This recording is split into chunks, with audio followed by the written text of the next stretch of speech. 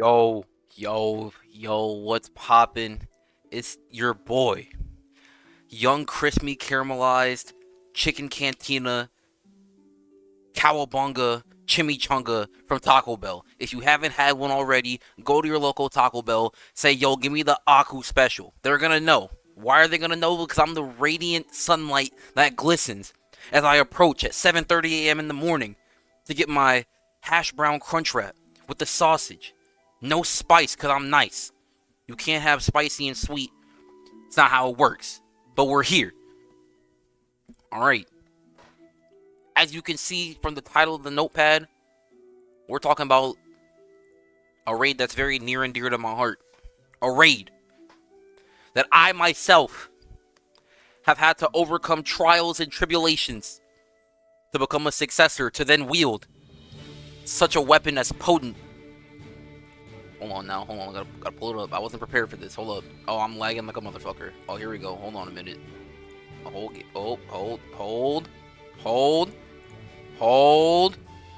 Boom! A weapon as magnificent as the Dark Opus from Lucilius, also known as Dark Rapture, I guess. I don't fucking know. I don't read Granblue lore. Yeah, my shit's not done. Don't clown me. I'm working on it. All right. I know this raid's been out for what, fucking over half a year. I know, bro. I'm retired. Cut me some slack. But yeah, we're gonna be talking about Dark Rapture Zero specifically for water, because someone requested this video.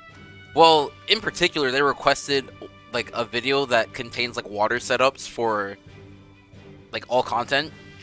But I figured, you know, as I did with Hexa, I don't know if you guys remember the Hexa video I made. How long ago was it now? Like 6 months ago? 5 months ago? Dude, I cannot take these players running it down in my fucking raids, bro. I don't know about y'all. Dude, I'm taking 3 classes. It's my last semester. I work 3 jobs. I sleep damn near 0 to 3 hours a day. Bro, the worst feeling in the world is when I click co-op, I fucking boot up a raid. I'm like, damn, let's see if there's some fawns in here. Kind of need some feathers. Boom. Water and wind. Perfect. You know, I play water. Let me hop in there. Fucking boom.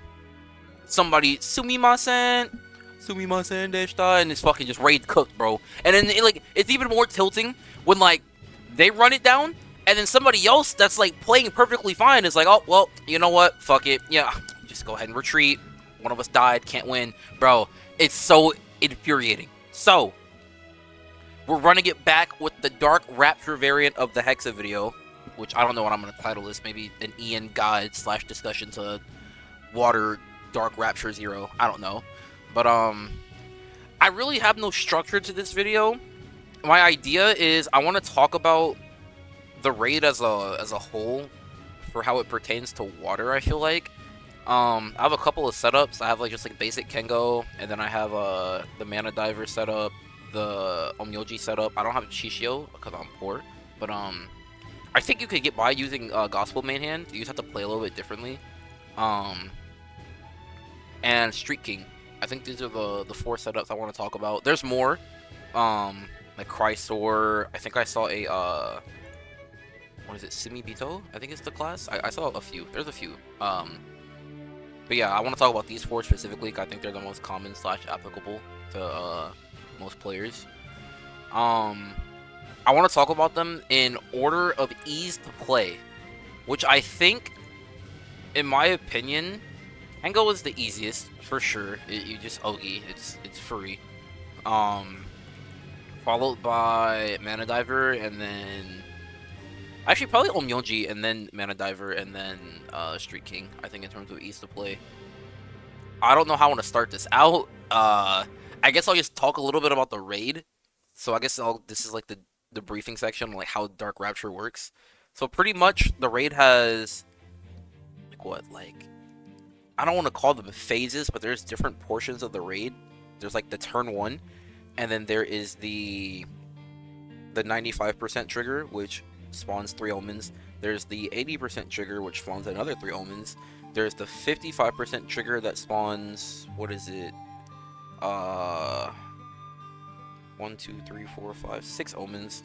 And then there is the 20% that has one omen, but it's random amongst 3 different options that he can roll.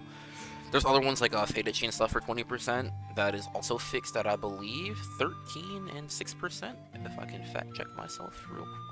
Let's see. Faded Chain. Yes, 13 and 6%. Oh no, it's random. Faded Chain's random. Okay.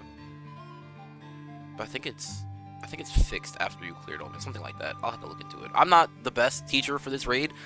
As you can tell, my opus aren't done. I'm not the biggest like grinder of Dark Rapture, but I mean I know the raid well enough to like play and like give pointers and stuff, and that's kind of the idea behind this video, is getting people to kind of understand like the basics of like the basic mechanics, the bare minimum you need to know to like perform in the raid. Maybe not hard carry, even though, you know, some raids I can do that, but I think that's just because I have stronger setups. I don't do too much thinking. I just like to mash.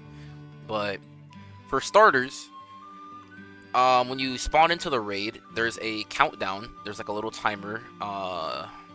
Actually, let me pull it up here. This is gonna be weird dimensions. I just want to show you what it looks like. This is the countdown to the end. I believe it lasts 18 minutes. Is the time? It says it somewhere. Brady's countdown to the end, max 18 minutes. Oh, reset. Okay, yeah. So I think it's 18 minutes is how long the timer lasts from start to finish.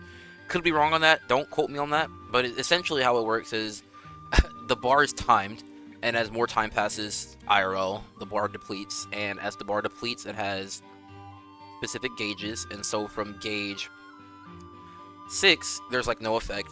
From gauge 5, he supplements his damage by 1,000, 1 random debuff on an allied target, so just 1 target.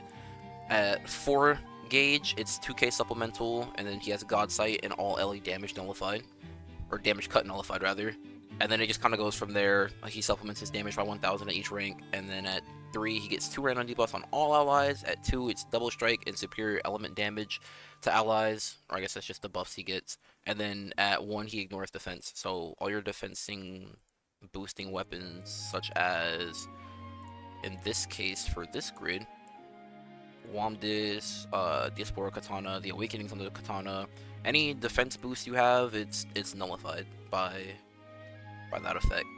And so that's the most important thing to keep in mind, is as you are taking more time in the raid, or as you fail omens and the clock lowers, he gains these buffs, and it's just something to keep in mind, as I will get into later on with specific character skills and whatnot. At 80, 60, and 20 though, the counter does reset, so that is something to keep in mind if you're like panicking because you're like, oh, I lost a unit, or oh, I failed an omen or 2 omens and now my counter's at 2. Just wait and let it hit like 80 or 60 or 20. There are some instances where you probably don't want to wait, or you need some form of damage mitigation to bypass a specific omen to make it to the next phase of the boss, but I'll get into that later. For now, just you have to know that he gains buffs as time passes, as long as his clock is diminishing. I think he has support skills in the end, because that's what he casts at the start. So at the start, he'll cast the end. You have to do 30 million damage in 1 turn. Also have this fucking, like, I guess it's not out of order, but yeah, he does 30 million damage 1 turn. Do what you gotta do, but keep your apples in mind. We'll get into apples a little bit down here. If a unit dies, the countdown to end is progressed. So as I mentioned, this countdown, if you lose a unit, I think you just lose 1 gauge worth of time. So that's something to keep in mind. His attack is boosted based on how low his countdown is, and I believe that's on top of the supplemental damage he has. So not only is he just getting, you know, a flat supplemental damage boost against your allies, he's also getting a attack percent boost. So that is something to keep in mind as well. And whenever you cancel an omen, there's a chance of displaying Tessera upon Iblis or Phosphorus getting canceled, so that's something to keep in mind as well. So pretty much turn 1, you just want to do the 30 million damage. If you don't do the 30 million damage, I'm pretty sure you just wipe. Let me fact check that. I'm like 99.999% sure you just fucking wipe. Just want to be extra sure here. Yeah, if you get the ended, if you don't do the 30 million, your whole party wipes. So that's including sub allies. So that's something to keep in mind. So bare minimum, you have to clear the 30 million. If you're a weaker player and like let's say you're playing Kengo and you don't have a grid like this, which this isn't even an optimized grid, but you know it's good enough to do what you need to do. Um, Maybe you'll have to click more buttons. In my case, you know, I just hit Kengo 1, I call Varna or Lucifer, third one. They do about 10 million damage. You click Europa 1 to heal a little bit. Europa 1 does like 5 mil. He's already at, what, 15 million, and then you just kind of Ogi and auto and it clears. But maybe, you know, you're a weaker player, maybe you don't have 250 Bahamut to amp your summon damage, so they're not doing 10 million, they're doing like 6 or 7 million damage, right? So then that's something to keep in mind where you're going to have to make up that missing damage via, I don't know, maybe like Shalom 2, or maybe you have to Shalom 3 it if you're like really, really weak, or maybe you have to hit No More Doubt to get the Tri-Strike, click MC Red skill, you know, just whatever you have to do. That's something to keep in mind, because if you fail the turn 1, go ahead and pack it up. But, something else to keep in mind, he does cast Paradise Lost upon entry, and that applies apples to your team, and so this is also on turn 1. And something to keep in mind with the apples is they all have varying effects. I didn't write it in the notepad, I probably should have wrote it in the notepad, but there's a green apple, yellow apple, red apple, and blue apple. The green apple, you take plane damage each turn, and whenever you use a green skill, it's a 3-turn cut to your skill cooldowns, but you self-inflict with blind. You can't remove it, it's 2 turns long. You can use effects such as like Ray skill 4 or Time skill 4 to time skip, or turn skip, I don't know why I said time skip, to turn skip, and that will help, you know, mitigate some of that debuff duration. But all in all, Green Apple isn't that menacing, especially because the majority of characters in the game that you're running at this raid don't have green skills. For example, none of these allies in this party have any green skill. The only green skill is MC's Clarity. But Green Apple isn't really that big of a deal. It's just taking damage. Yellow Apple, you lose accuracy for normal attacks, skill damage, and charge attacks. It's not 100% lowered, so you can still, you know, hit your skills, hit your normal attacks, hit your charge attacks, but keep in mind that the chance is pretty high, I believe. I don't know the exact percent value, but for example, if you're gonna throw out an Ogi to, you know, do a certain amount of damage, like so let's say the 20 million Ogi damage omen, your character's probably gonna miss, I'm not gonna lie. It's like, you're really just coin flipping it at that point. Especially the more Ogis that are going out and the more characters that have Gold Apple on them, the less likely it is that you're gonna be able to actually, you know, clear specific stuff. So, Yellow Apple is one of the more annoying apples. I believe Red Apple as well is also the most annoying in my opinion. If not, it's definitely number 2. You get 50% charge bar gain lowered, and upon using a red skill, you gain double strike, but you self-inflict 100% charge cut, so you lose 100% charge bar on your character, and you take supplemented damage. I'm not sure how much supplemented damage it is, but it is for 2 turns. It is a substantial amount of supplemented damage, because typically in my experience in playing the raid, even with like, you know, relatively optimized grids and stuff, like for example, I played Dark primarily in that raid, even with like, you know, an optimized Dark grid with like lots of defense and HP and stuff, you still can take a shit ton of damage from that supplemented debuff that you accrue from Red Apple, so that's something to keep in mind as well. You don't really want to use it at a pivotal time in the raid where you know you're not going to be able to heal very much because you have zombie on, or maybe the boss is, you know, you're like on 1 or 2 on the gauge and he's going to ignore defense buffs and he's going to double strike you and things like that. So that's something to keep in mind when using Red Apple, or red skills to clear Red Apple rather. And I forgot to mention, for Yellow Apple, you do gain CA reactivation and you self-inflict zombie for 3 turns, and of course zombie cannot be removed, so that's something that is rather annoying but can also come in clutch if you you know, maybe mess up charge bar manipulation and you need an extra charge attack to do like 5 CA or 4 CA omen. That's something to keep in mind, that you can use your advantage, but of course look out for that zombie. It could could mess you over. And then there is the Blue Apple, which you receive a random debuff every turn between attack down, defense down, blind, zombie, slashed, halation, and dark restraints. So that is some pretty substantial debuffs, especially Dark Restraints and Blinded and Zombie. I think those are the most crucial ones, of course. I believe you can remove these debuffs, and I believe they all last 1 turn respectively. Yeah, they all last 1 turn respectively. So it's not the end of the world, but it is something to keep in mind. If you have a character with Blue Apple and you're like, oh, where did Zombie come from? Well, you know, Blue Apple. Whenever you do use a blue skill, though, it will give your character 3-hit Flurry, and you'll self-inflict Skill Sealed for 2 turns. Of course, again, all of this can be turn progressed with, you know, turn progressing skills. But Blue Fruit / Apple, it's not really that big of a deal. It can be kind of sucky on specific characters. You'll see here with Shalom and sometimes Nier when you're using them. Tefnut as well. It can be rather annoying. More specifically Shalom, but we will talk about that here in a second. The characters you're typically running on Water Dark Rapture, like I see here, you're pretty much mostly always going to be using Shalom in one way or another, Hestelia in one way or another, Dragon. You're going to be using one of these 3 characters, specifically Hestelia. I believe Hestelia is in literally every setup. Yeah, Hestelia is in every setup. The character is just too good. I would not say she's a hard requirement, but if you're playing Water without Hestelia, dog, you might as well like labor bot or something at that point, I feel like, or at least like you're gonna need to make up for the fact that your hits are gonna be lowered because she has an echo passive that helps with some of the hit omens, and the skill damage omen is incredibly easy to clear with Hestelia skill 4 and skill 1 as well. She gives amazing sustain. She has red and yellow skill to clear the red and yellow apple from her, and she also gives you charge bar with her skill 3. Insane attack buffs, defense buffs as well. Even just passively from her support skill, you get like 40%, I think, at turn 10, something like that. She's an absolutely nuts character. Even if you're not a water player specifically, having this evoker, especially uncapped with skill 4, I feel like every account needs that, in my opinion.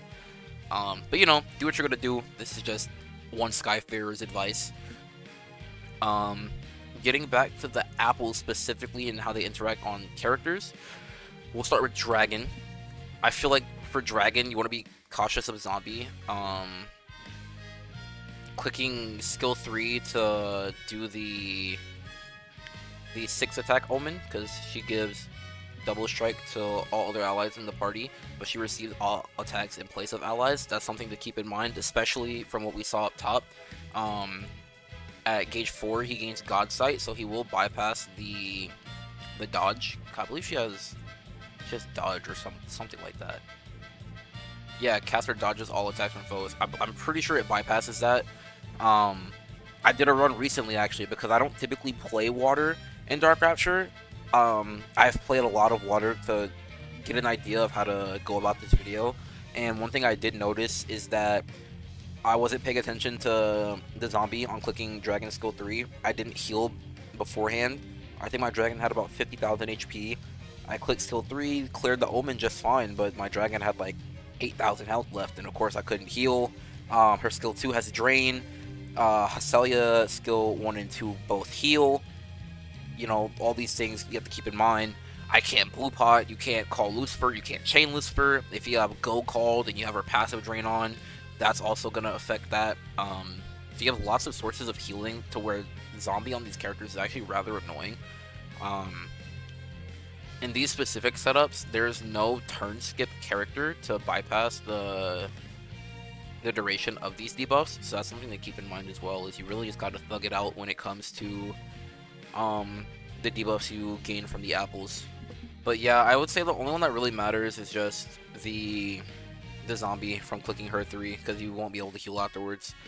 If you do, I recommend potting beforehand.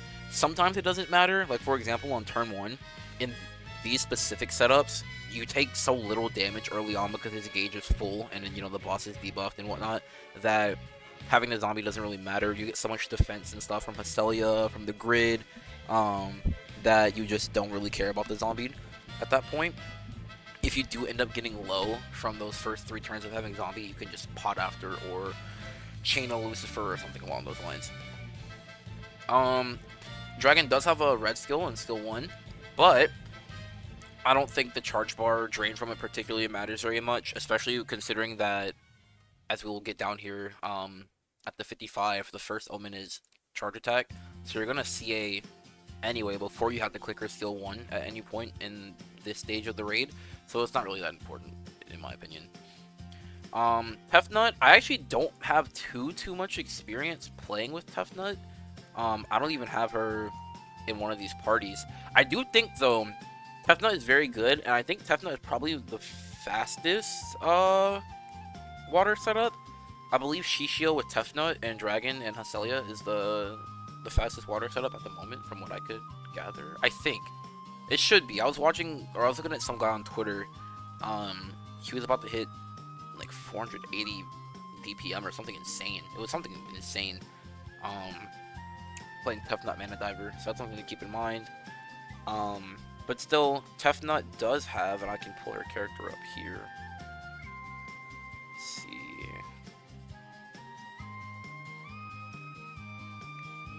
Also, this music is like mad loud. I hope it's not like fucking my video over. I believe Tefnut has a, yeah, she has a red, blue, and yellow skill. So red, yellow, and blue apples are gonna be, you know, important to her. It's still the same thing though. Red apple drains your charge bar, so you know if you need to do like a 4 CA or a 5 CA omen that's coming up, maybe don't click her red skill.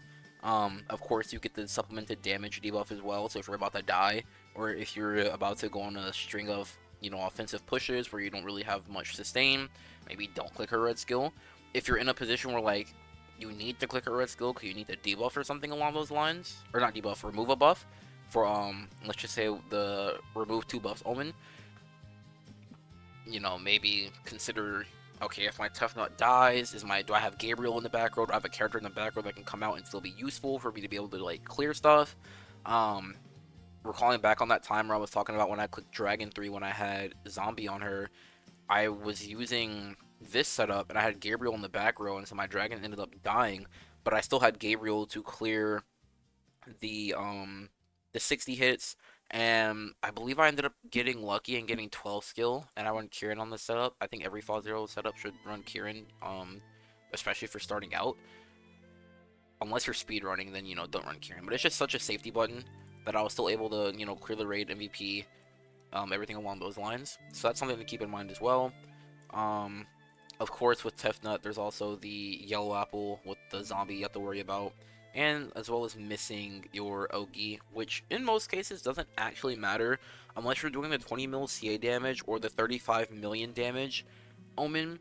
It doesn't particularly matter because, you know, if the damage doesn't connect, you still get the actual Ogi effect, so that's something to keep in mind. Hacelia, and I have them all listed here. If you want to go through and read all of these, it's all listed here, but it's pretty much the same for all characters. Hacelia, red apple, charge bar drain, you know, zombie from yellow apple. Maybe sometimes you want to press red apple before clicking Hacelia 3, because Hacelia 3 is what gives party the charge bar. So if you're on a, you know, a situation where you're on like 58% and your characters have charge bar but they have red apple, and you've taken the god, what is that trigger called? What's that shit called? I don't know what it's called. I forgot what it's called. Oh, 7 trumpets. That one. When you take 7 trumpets, and let's say you've taken it, it's 58%. He's reapplied apples onto your characters. Okay, well, you know, this charge bar / red apple is going to be really annoying. Let me go ahead and click my skill now, drain the charge bar, click Hacelia 3. Now they're back up to like 35-40% charge bar. You attack one time, now they're at like 75-80% charge bar, maybe even higher if you have some type of charge bar boost. And then that's how you can get your charge bar back, as opposed to clicking Hacelia 3 and all your characters are full charge bar, and then you click red skill, and then, you know, your characters are kind of screwed over because they don't have any other way to gain more charge bar. Something to keep in mind as well is that you do get the double strike buff when you do cast a red skill with red apple. So if you are going down the 0% charge bar in that specific scenario, then you'll double strike. You'll probably end up gaining anywhere between 60 to 80% charge bar. So that's something to keep in mind as well. So maybe you can if you're playing something like Mana Diver, you get to 60% charge bar. You don't have the red apple charge bar gain debuff anymore. You can click Secret Triad, get 30% boost to your charge bar, and then boom, you're back up to like 90%. Your MC is gonna Ogi, they're gonna get 10%, and you can still Ogi chain that way. But still, there's no reason not to play more optimally if you have the option as opposed to playing poorly. Shalom, I think the most important thing to keep in mind about Shalom, if you are at, say, the 35 mil damage trigger, right? And you click her skill 3 for whatever reason. Let's say, you couldn't do 6 attack without clicking Shalom skill 3 because your Hestelia 3 is down or something. Not Hestelia 3, Dragon 3 is down. Something along those lines. Then keep in mind if she has Blue Apple, she's going to be skill sealed. So the next turn, when you do the 10 debuffs, then you're not going to be able to use her skill 1 to debuff. There's really no other way to do it because Mana Diver, even if you have double strike on MC, that's only 2 debuffs. Hestelia 1 is 2 debuffs when you click it twice, and that's only 4. You don't really have any other way to debuff. You can't clarity the skill seal. It lasts for 2 turns, so that's something to keep in mind as well. And something else. Oh yeah. So if you are, I guess this one doesn't really matter. This is more not pertaining to apples, but yeah, that's pretty much the big one with Shalom. Just making sure that your Blue Apple and you click skill 3 doesn't screw you over for anything in regards to that. And then Europa, I think the only thing you really need to keep in mind is if other allies or even Europa herself has zombie from Yellow Apple or just zombie in some form or fashion, clicking skill 1 and healing for damn near 11,000 HP, not ideal. Of course, the charge bar drain, and that's pretty much it from Red Apple and stuff. Nothing really too much to worry about for Europa. And then same thing with Nier, except Nier is like even more basic because none of her shit really like matters that much to actively use. There are 3, I want to call them not omens, but like triggers that he can cast, or like special attacks that he can cast. Iblis, Phosphorus, and Tessera. So Tessera can appear after clearing Iblis or Phosphorus, which these two are the basic special attacks that appear when you're not facing an omen. So for example, if we look at the first quote-unquote phase of the raid here beyond turn 1, the 95%, after you clear these 3 omens and it hasn't hit 80% yet, he will either use Iblis or Phosphorus, and then if you clear Iblis or Phosphorus, then there is a possibility that Tessera will appear, and then you'll have to do 1.5 million damage in one hit 7 times. So that's something to keep in mind as well. Even, let's say you finish your turn 1 rotation and you do your 30 million damage, and let's say the boss is at 97%, whenever he's at full diamonds and he's about to cast a special attack before 95%, if you haven't hit that trigger yet, then he will cast Iblis or Phosphorus, and if you clear them, he will possibly trigger Tessera. I don't know the chance of Tessera appearing, and that's pretty much it in terms of his basic special attacks. And these special attacks are repeated throughout the entire raid, bar 20%, so that's something to keep in mind as well. Whenever you're mashing post 55 when you clear your omens, let's say you're at like 35% and you're not at 20% yet, he will cast one of these 3 normal attacks, or special attacks, I'm sorry. Turn 1 rotation for, let's just say you're playing like the Mana Diver setup, for example.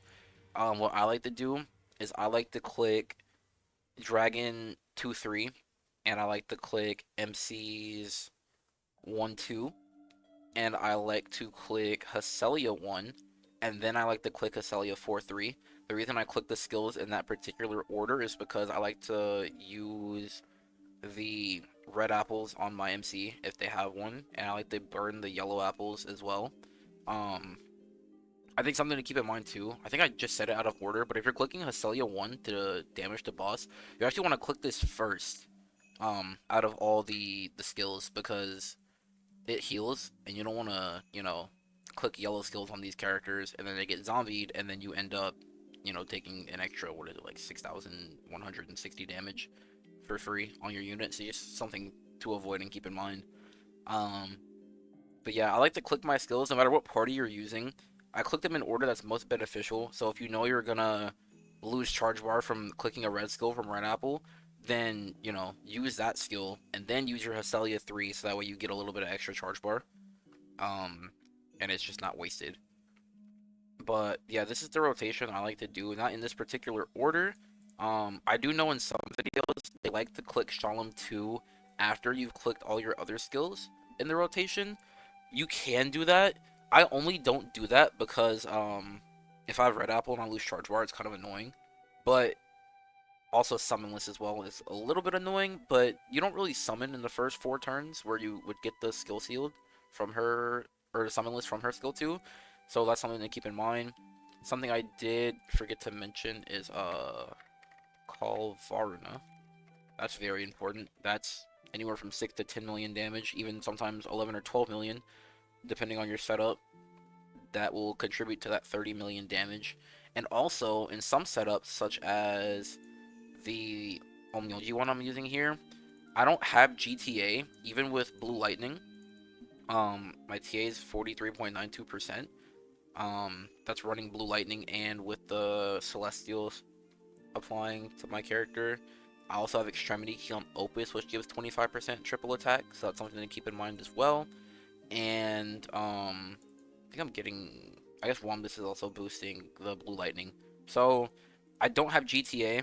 Whenever you do Ogi with Acelia, her Ogi gives you 20% TA buff, and then Bubs also as well incrementally gives you TA from 15%, 30%, and 50%, depending if your trance stacks are at 1, 2, or 3. So those are all the ways you can get triple attack boost as well.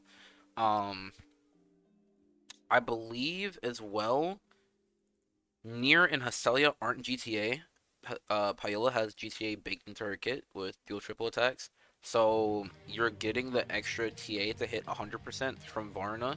That's important because, as we can see here at the 95%, the first omen that you're going to see is 4 triple attacks. So it's very important that you can guarantee that you're going to triple attack 4 times, whether that's, you know, having your grid guarantee you hit 4 or guarantee TA, whether you have to call Varna on water, whether you have to, you know, buff with your units. For example, in the Kengo team, this one, Europa Ogi, her buff here gives you 50% boost to TA, plus Hestelia's 20% boost from Ogi, plus I'm running Extremity Key, which is 25%, and then you also get 25% from Ultima Staff. So that's something to keep in mind. Even just Extremity Key plus Ultima, that's 50% TA. Hestelia, or not Hestelia, Europa gives 50% TA from Ogi, so every character is already GTA. A character like Shalom as well, she deals multi-attacks, but also this doesn't state that she gets a 50% TA buff just passively from this support skill. So that's something to keep in mind as well. But essentially, you just want all your characters to triple attack. A good way to guarantee that is if you're running someone like Europa, and you, let's say you can't Ogi on Hestelia, just even getting her Ogi right with the 25% from Extreme and Ultima is enough to get you guaranteed. If you're running Dragon, I personally like clicking Dragon 1 at this point in the raid because she'll TA 3 times, plus MC tends to have GTA. Shalom also tends to have GTA because she just gets 50% boost passively, 25% from Ultima Staff, and then 25% from Opus, so she's already 100% GTA. So Shalom plus Dragon are already just clearing that for you passively if you're clicking Dragon 1. You don't have to. If you're Oging with Acelia, you should have GTA with the Varna call from turn 1.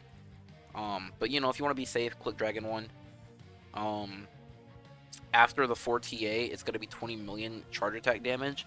The way that I like to handle that is I click Shalom 3 in this setup. And I want to be using the Mana Diver setup, by the way, just like as a baseline guide. I think if you're starting out the raid, Kengo's probably better.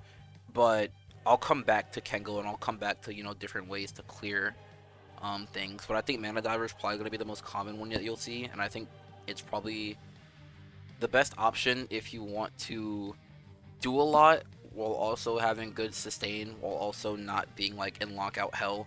I think one thing for me when I was starting out in this raid is when you're playing Kango, if you're in a faster co-op room, because players are getting better and better at the raid, you will end up falling behind, and then you might not be able to clear certain omens and whatnot, especially at the 55%. So that's just something to remember. Um, but again, for the 20 million CA damage, I click Shalom 3, Hase 3, Secret Triad if I have it, just to give as much charge bar as I can, and then I just Ogi. Sometimes you're not gonna have Ogi on, say, Dragon or MC, because MC's Manatura, the one that I'm personally using, is the Ouroboros. If you have it, you should use it. If you don't have Ouroboros, run Leviathan. Um, but you know, because it drains 30% charge bar on normal attacks, you have to click Secret Triad or use Hesselia 3 to get charge bar to push your MC to 100% charge bar to be able to Ogi. So that's something to keep in mind as well. Shalom 3 just kind of delays the boss, so let's say you only have Hesselia Ogi up, she's probably going to do around 10 to 13 million damage in Ogis, and then the boss will have 7 to 10 million CA damage requirement left after that Shalom 3 wears off next turn. And then by then you should have Hesselia 3 back up to buff Shalom's charge bar, Dragon's charge bar, MC's charge bar, and then you could finish the Omen that way, which will lead you into the 15 million skill damage Omen, which, again, I'm going to recommend if you don't have Hesselia skill 4, it changes so much on how you play the raid and how you maneuver the raid that I don't even really want to talk about it. At that point, it's just more of like a, you should probably labor bot, or your setup is just going to change drastically in how you go about things. Although it's not hard at all. Even if you didn't have Hesselia skill 4, you could just use Hesselia skill 1. I think it does for me personally with this specific grid with these keys. It does 3.3 million, so you'll have 6.6 million. I believe Ouroboros does like 5 million, so you're at like 11 million. And then you can just click Wild Magicka, and then your MC will, of course, double attack. You'll proc the Ouroboros or the Leviathan Manatura twice, so you're looking at 8 to 10 million damage of skill damage, and then you'll also have the Hesselia skill 1 to do the rest of it, so you'll be able to clear it that way. If you didn't use Dragon skill 1 on the 4TA, Dragon skill 1 for me in this setup does about 11 million damage worth of skill damage, so then at that point you could just auto. If you do have Hesselia skill 4, you don't have to click anything, you could just auto, again with this specific setup. If your nukes are doing at least like 4 mil each per character, you can just auto. Even if it's doing less than 4 mil, the Manatura will make up for it. If you have to click skills, you have skill 1 as well, which does about 3 million, 4 million damage, somewhere in that ballpark. So you have lots of ways to clear the 15 million skill damage trigger. In this particular setup, when you're running Extremity Key, plus you have the crit, as well as just the, what is this? This amplifies water allies damage against non-elemental foes, as well as spamming Dragon's, you know, double strike from Ogi, her skill 1, tri-strike, MC's double strike. You're doing a lot of normal attack damage, especially with Extremity Key amplifying your normal attack damage.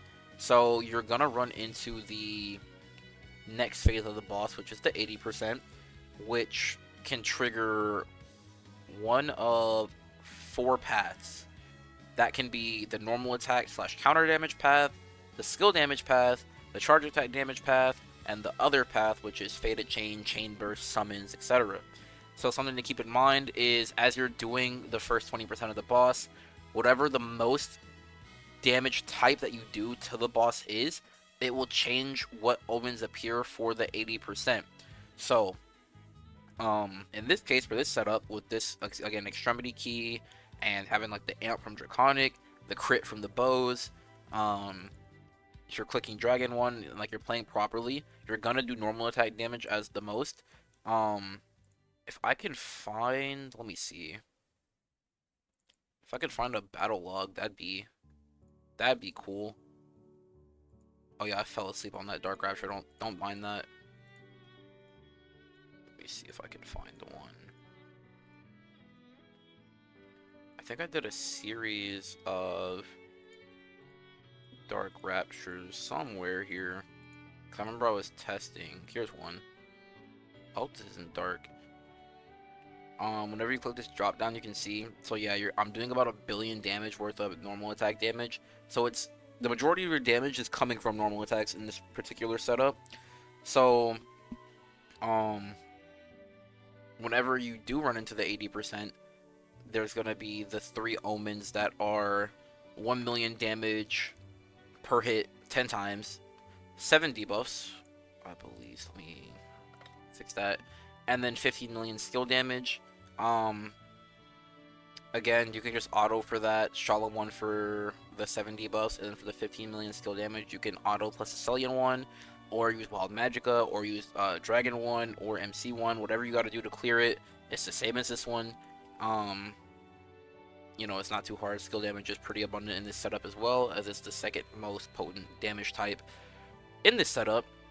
Something else to keep in mind in the 80% phase, there are 2 buffs that Lucilius can possibly gain. It is random, and it is either Red Sword of Renunciation or Yellow Sword of Repudiation.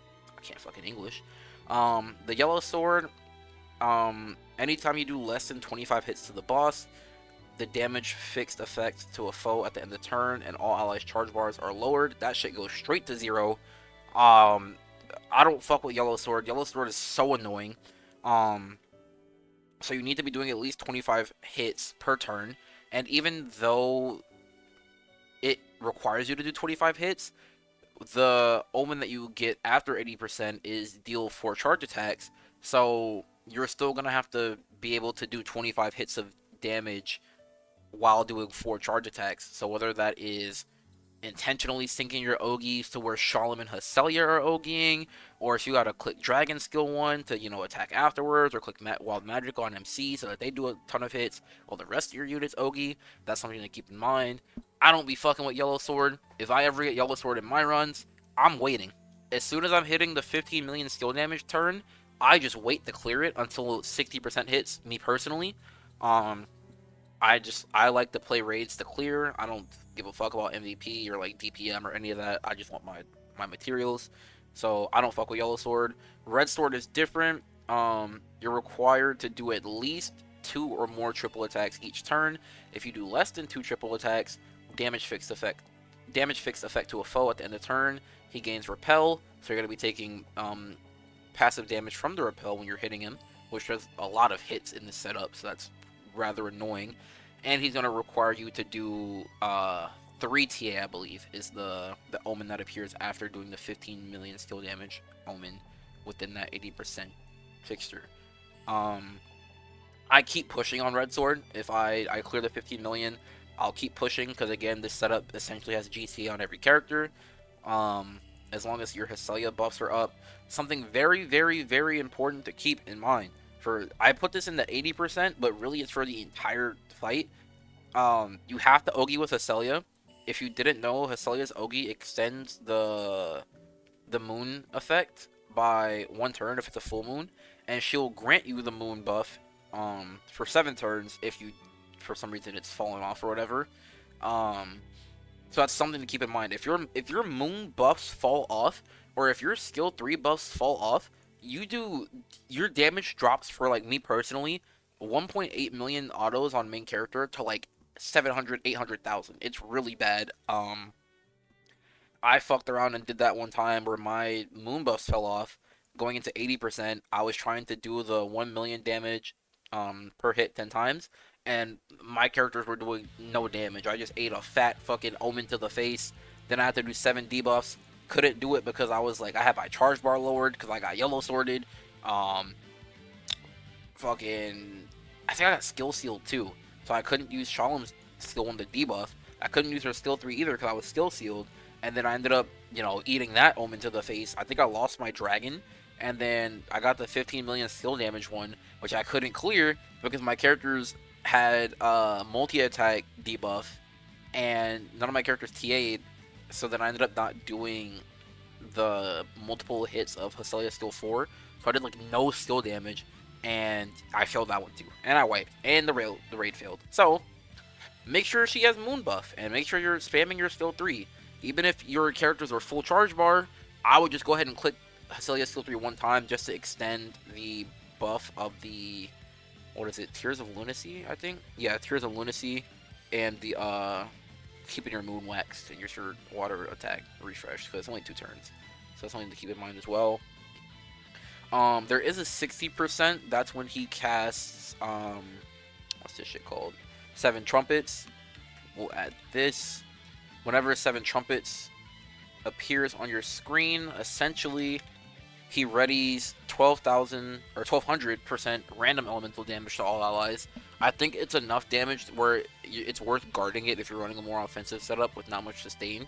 But if you have a ton of sustain and like you're able to, reliably heal and, mitigate damage, such as like, Earth with Titan and Hunting, damage mitigation, things like that, then, you could just mash into it.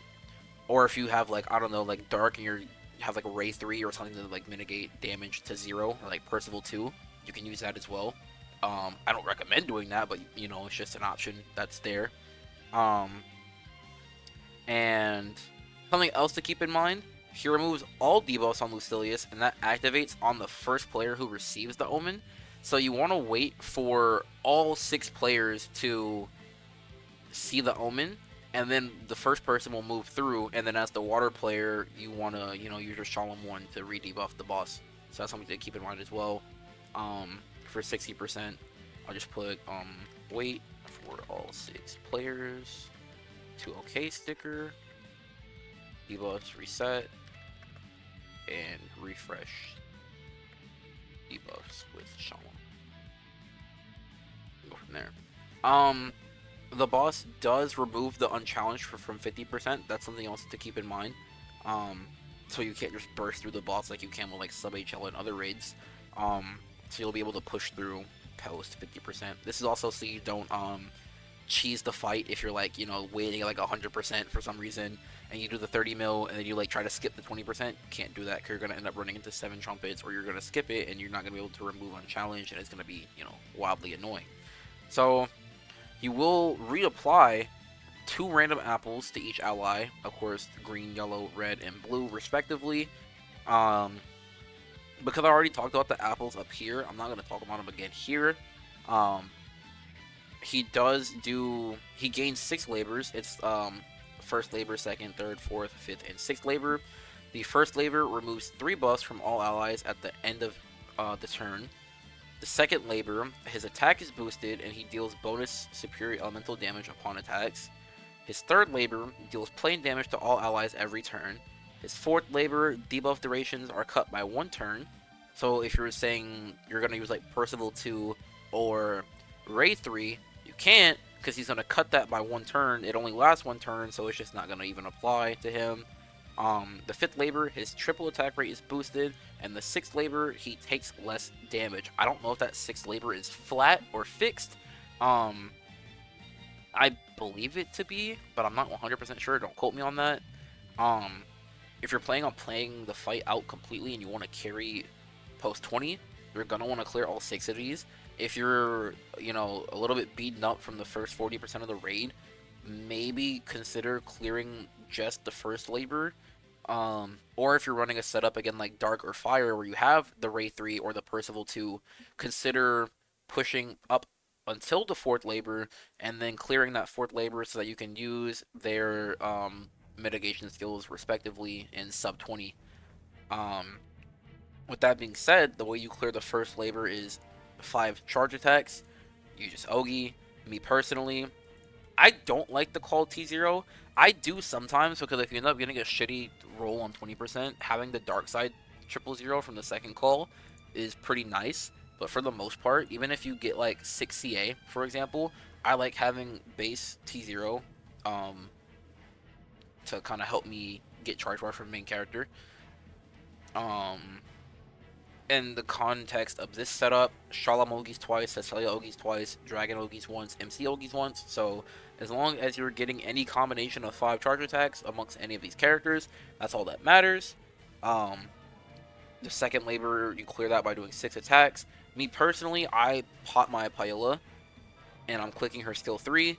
Even if you have Yellow Apple and you're gonna get zombie from it, I still just go ahead and click it anyway after potting, because the boss depending on how fast you are or how much you moved, the boss could have God Sight by that point because he might be at the 5th gauge for God Sight. So that's something, or 4th gauge, sorry, for God Sight. So that's something to keep in mind. He'll blast right through Dragon's dodge effect. I think even without the God Sight, Dragon still takes quite a bit of damage because of her tanking all the plane damage. Um, that's something to keep in mind. For, I guess another way you could also do this is clicking Dragon 1. She'll Tri-Strike, and then Shalom will attack, MC will attack, and Haselia will attack. You could also even just get the double strike from Oging with Dragon from the 5CA, and then you can click Wild Magic on MC, and that'll be 2 attacks on MC, 1 on Shalom, 2 on Dragon, and 1 on Haselia. So there's multiple ways you can clear that. It's pretty easy for water.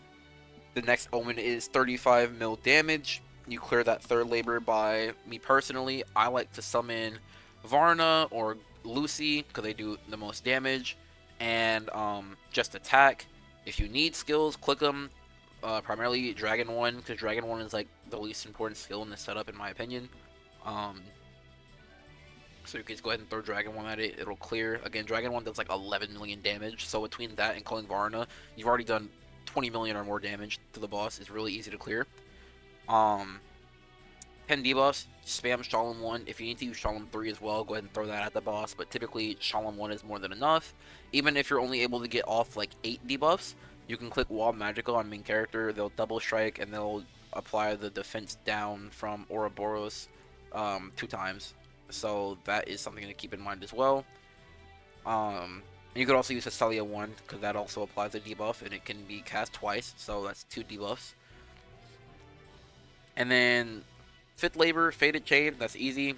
You gain like a fuck ton of Faded Chain bar from the 5 Ogi. You're probably gonna Ogi somewhere in this time span as well because you're gonna be using Dragon 3 mainly, and then your character is gonna double strike, and then for the 30 mil or the 35 million damage, you're probably gonna call Varna and just Ogi on that to clear it regardless. Especially if you're using Dragon 1. So you should get enough Faded Chain from Ogiing this turn plus this turn to be able to do Faded Chain here. So you don't really have to hold your Faded Chain at any point in the 100 to 60%. You can just kind of throw it out. If you're really, paranoid about it, keep your Faded Chain from pre-60. But again, it's just Faded Chaining. Pretty easy, pretty straightforward. For 60 hit, you could just click Secret Triad and then make sure everyone's going to triple attack, and you could just auto. It'll clear. You could use Haselia 1 for good measure. You could use Dragon 1 for good measure. But Secret Triad plus TAing on every character. As long as you don't have, again, Yellow Apple, because you might miss your normal attacks and your skill damage. Or blinded effect from Green Apple if you're clicking Clarity on MC at any point and they get blinded. You're going to miss everything on MC. So sometimes you do have to click Dragon 1. If you somehow have Dragon 3 up, because maybe you click like Shalom 2 and you Ogied on Dragon at some point, so you got the, 2-turn cut to her skill cooldowns, your skill 3 might be back up. Probably not, but you never know. You could even like cure it on main character if you need like a panic button to do this. But 60 hits for water, as long as there's no blind or no yellow apple, pretty easy. And you should be clicking all your yellow skills before this point anyway. So none of them should have the yellow apple debuff, except for possibly Shalom, which, even with her having yellow apple, if she misses everything, you'll still clear with MC plus Dragon plus Haselia. After you clear all of these omens, he'll remove all his labors. He'll remove them as you clear them, but, after you obviously do the last one, he won't have any more left. And then he will cast either Iblis or Phosphorus, respectively. It's random. And then if you clear them, there's a possibility that Tessera will pop up. So that is something to keep in mind as well. But that's the only thing that he'll do until 20%, where he will then ready, Gospel of the End at 20%. Whenever you hit Gospel of the End, you want to wait for all 6 players to be ready. Whenever all 6 players OK sticker, then you can move into the 20% phase. Something to keep in mind as well, especially as the water player, sometimes before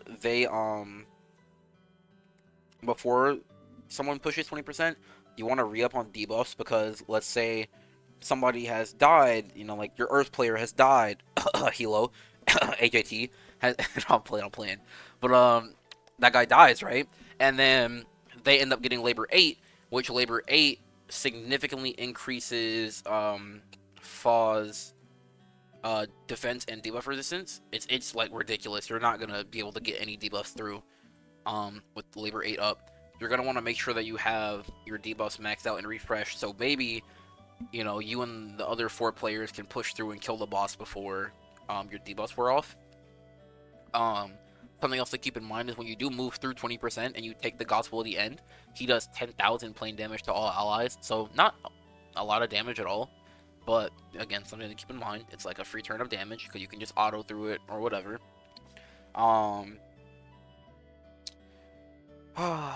He then, after casting Gospel at the end, will ready Anti-Vesselia, which essentially is 12,000% random element damage to all allies. You're pretty much gonna die unless somebody clears like Labor 8 and you're running like someone like Ray or Percy where you can use their damage mitigation skill, or something along those lines where you can mitigate the damage. Or if you're running like Europa and you have like Europa 2 plus like Gabriel 2 or something like just something like that where you could mitigate damage in any way to not die. You can eat it and you can bypass it, and then you can try again, whether it is 66 hit or 12 skill or a 6 charge attack. You can bypass some of them by mitigating it, and then he will ready a different one. Another way that you could reroll them is if you call 000 with the second call effect that cancels all cancelable omens. It'll cancel it, it won't clear it, it'll cancel it, and then he'll ready a different one. So for example, right, the only 3 things that can pop up are 66 hits, 12 skills, and 6 charge attack. If you can't do 6 CA, for example, you can call T0's second effect, and he will either cast 12 skill or 66 hits afterwards, which, for water, if you have Kieran, is pretty easy to do. The way that I like to clear these is for 6 CA, I just Ogi. You could either call T0 first call, or that's pretty much it. That's pretty much it. You call T0 first call to give MC 2 Ogis, and then generally speaking, Shalom and Hasalia are gonna have Ogi.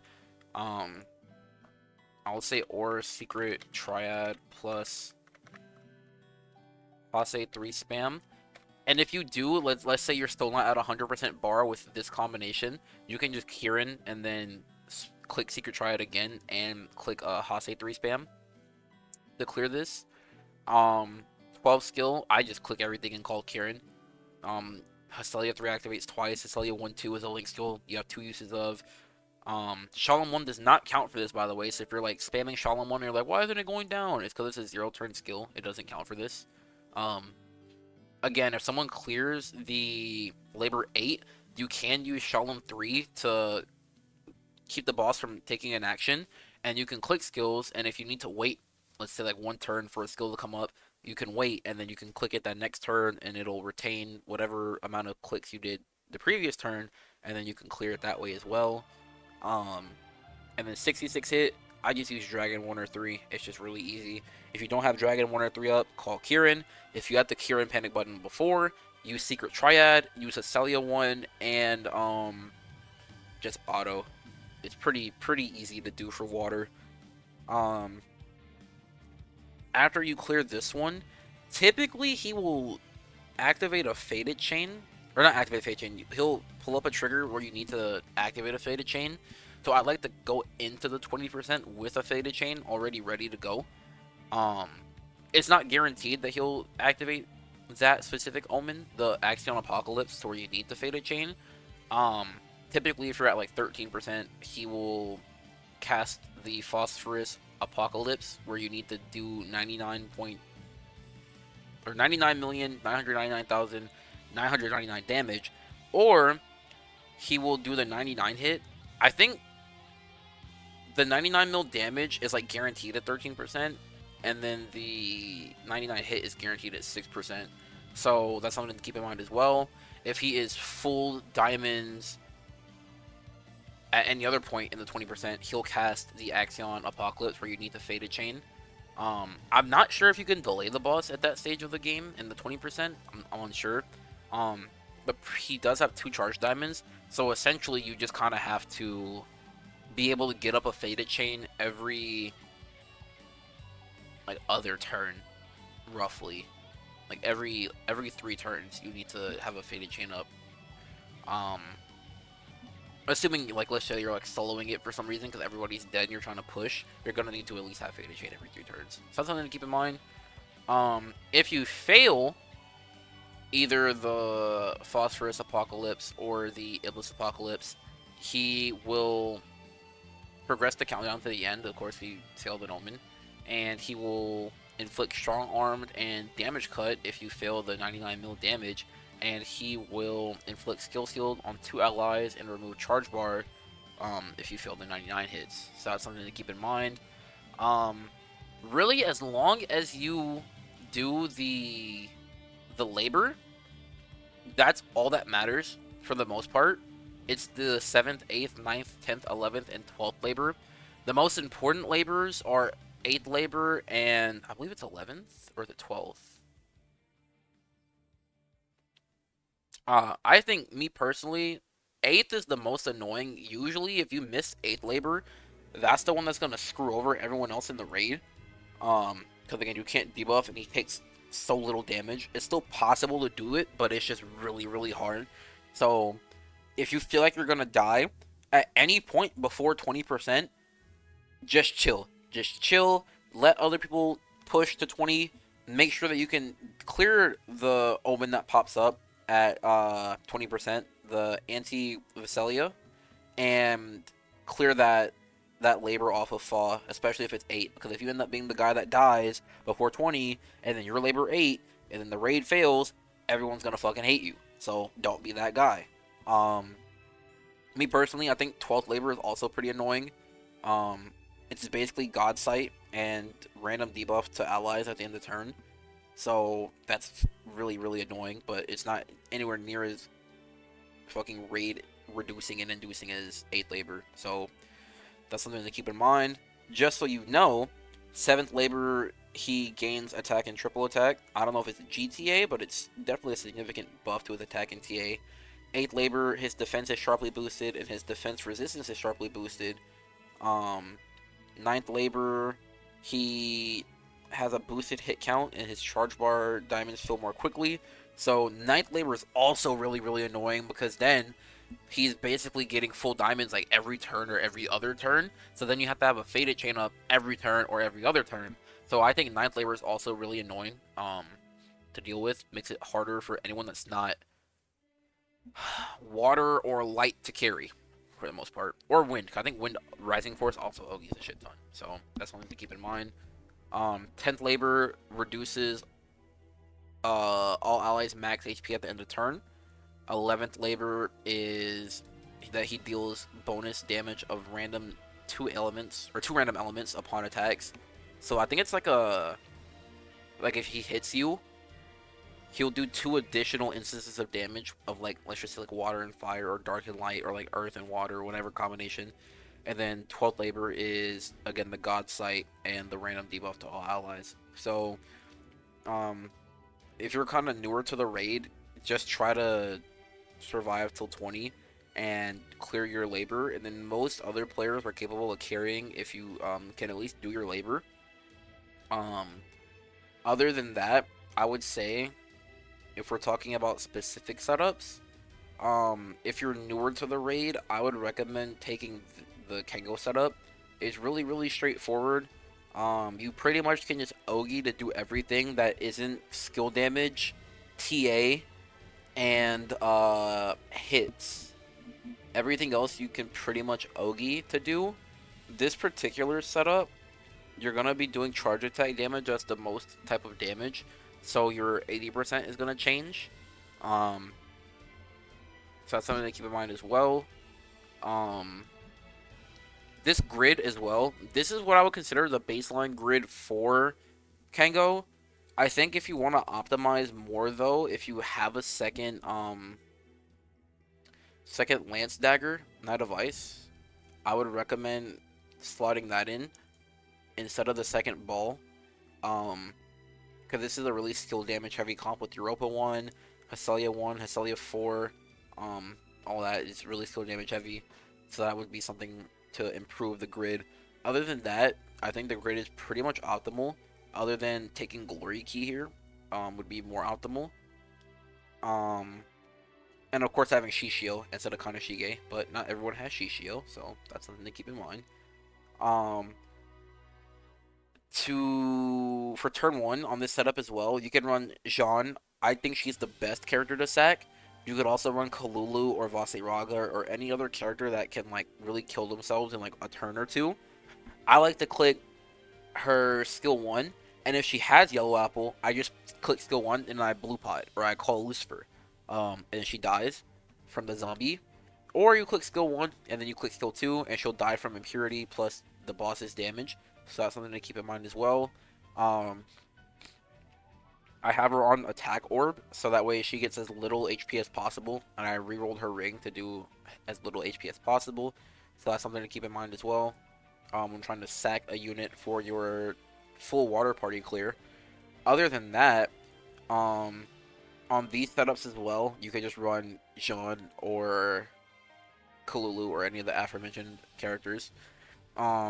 We talked about Mana Diver already, so I'm not going to talk about that. On Yoji, there's lots of variants to this. You could also run like Tefnut. This particular one with Nier, because if you're a Nier fan like me, you know, she's pretty cool. I'm not going to talk too much about TA math, but essentially you want to have enough triple attack right in your grid to where that TA number that's showing here, plus, which this also doesn't count Extremity, I think. I don't think it counts Extremity. I could be wrong, though. But that TA number plus the character's base TA, plus they have TA and EMPs as well, and if you roll like TA rings, to guarantee their triple attack, or you call Varna, as we talked about, which you're calling Varna turn 1 every turn anyway, so that's something to keep in mind. Unlike the other ones where you're running Shalom, you get your debuffs from Onyoji's Shikigami skill, and you're cycling Charge Bar through this skill instead of Secret Triad on Mana Diver or Kengo skill 1 on Kengo. Other than that, it plays pretty much the same. Ideally, you have Shishio in this setup. You don't need it, but God does it make it so much easier to play. If you like, I would not recommend you play Omyoji if you don't have Shishio. I'll just say that outright. If you don't have Shishio, I don't recommend this one. I just ran it to test it to see if it's possible. It's possible. But I mean, if you have all of this shit, you're better off running Mana Diver. It's faster anyway, and it's easier to play, in my opinion. I think this one's safer, but this one's easier, if that makes sense. You have more tools at your disposal for this setup, so that way you can cover more mistakes. But this one, everything kind of plays itself for the most part. Street King is the hardest to pilot out of all the setups, in my opinion. You gotta do some fucking tricky shit, like you kill off MC to get Hestelia there, and then you have to revive them with Joel. Is that the guy's name? Yeah, Joel. And then, I don't think you actually have to revive them. I think you can swap into them. I don't think they actually kills your MC. But you can swap into MC and then bring them back out, and then your MC will be in slot 2 here. And then, eventually, your dragon's gonna end up dying from clicking her skill 3 and stuff. So, Joel will come back out, and then you can revive Dragon with Joel's skill 3 and then switch back out the Dragon with his skill 2. It's pretty tricky to pilot. If you guys want me to leave the link to some of the setups of like a JP player piloting it, or if you'd want to see videos of me actively playing the setup and like explaining what I'm doing as I'm playing the setups, I can make videos like that as well. Just let me know. But this is pretty difficult to pilot.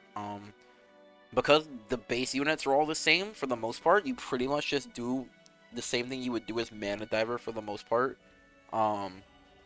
The only difference is you don't have Mana Diver's Secret Triad to gain Charge Bar, but you're also not draining Charge Bar from a Mana Trail on Street King, so it's something less important to keep in mind. But yeah, other than that, those are the different setups you can run. Those are the ones that I personally use. Whenever I'm like bored, I'll run Street King. If I'm like sweating, I'll run Mana Diver. But other than that, I think that's gonna be it for the video. I'm sorry this was like really rambly and like unstructured. I probably skipped over a few important parts. Um,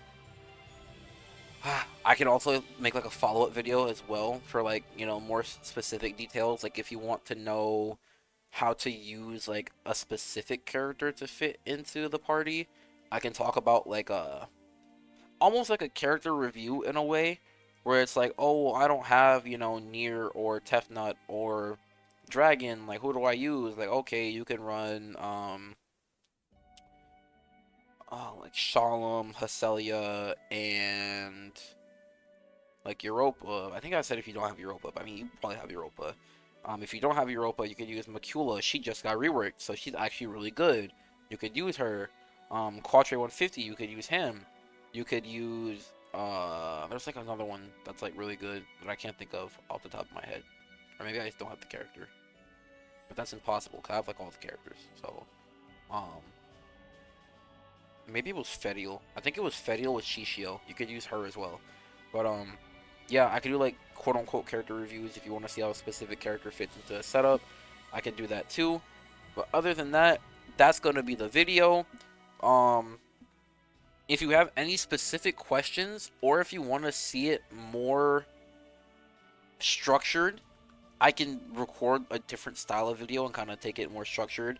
I'm gonna try my best to timestamp this so that you can refer to specific parts of the video. Um, I might add an addendum or whatever, addendum. I think that's what it's called at the end for anything like super important that I missed. But I think I covered virtually everything that's like base level important. Um, I guess to rephrase, the most important part of this raid is clearing your omen at 20% to remove the labor. So clearing one of these three is the most important part of the raid.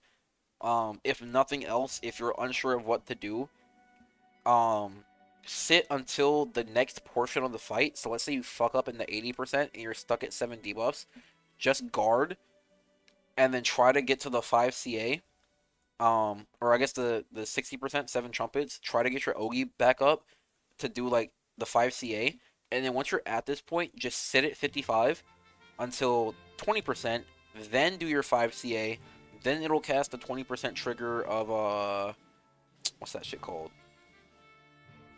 Gospel at the end, and then go through Gospel and then try to clear your labor because that's the most important part of the fight, bar nothing else. So that's gonna be it for the video. Thanks everyone for watching. I'm sorry, I know this shit was like 3 months late. I know it's like probably not the format or the style you wanted, but I hope it does help clarify some things. I hope it does help some people. My Twitter is at Akukoria. My Discord is Akukoria. That's AKUKURIA. You can leave a comment on the video. I always encourage comments on the video. You can share the video with all your water friends, or if you see like a water player that fucking was like sumimasen in your raid, go ahead and link my shit. They're gonna need this. Even if they JP, listen, they'll get it. They'll get it. I promise you that. Regardless, let me know what type of videos you guys want to see next, because I'm kind of out of ideas. I already have the Hexa variant for water. I do play Dark. Dark is my main element, so I could do different Dark setups and different variations of Dark, such as, you know, Mana Diver. I could do fucking... Bro, I could do, like, Dark Lumberjack with, Uli Kumi, because I think I have Uli sitting somewhere. Oh, it must be actually in my inventory. What's that shit called? A superlative? Where's that shit at, bro? Yeah, I could do like a Uli one. I could do like Dark Chrysor. I could do Sumibito. Fuck it, well, I'll do whatever. I like showcasing stuff. So yeah, let me know. Like, comment, subscribe, share the video. Shit, we out of here. That's a young burnt baby back ribs, aka crispy toast, toaster strudel. Fucking young pastry boy, dark skin edition. We out of this bitch. Peace.